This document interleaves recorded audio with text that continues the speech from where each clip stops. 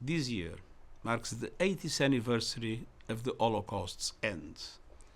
We mourn the 6 million Jews murdered by the Nazis and their collaborators as they sought to destroy an entire people. We grieve the Roma and Sinti, the people with disabilities, and all others enslaved, persecuted, tortured, and killed. We stand alongside victims, survivors, and their families.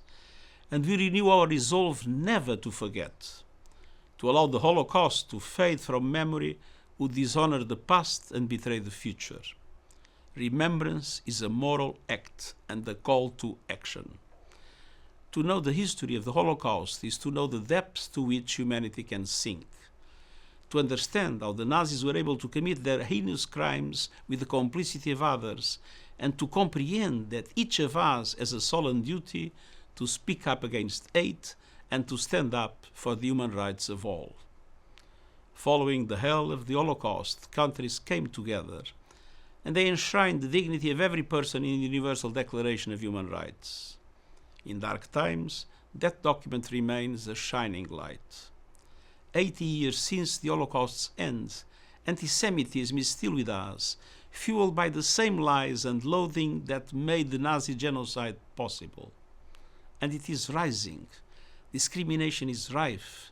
Hate is being whipped up the world over. Undisputable historical facts are being distorted, diminished, and denied. And efforts are being made to recast and rehabilitate Nazis and their collaborators. We must stand up to these outrages. In these days of division, and more than a year since the appalling 7th of October terror attacks by Hamas, we must hold fast to our common humanity. We must condemn anti-Semitism, just as we must condemn all forms of racism, prejudice, and religious bigotry. And we must renew our resolve to defend the dignity and human rights of all. Those causes go to the very core of the United Nations. We will never forget, and we will never waver in that fight.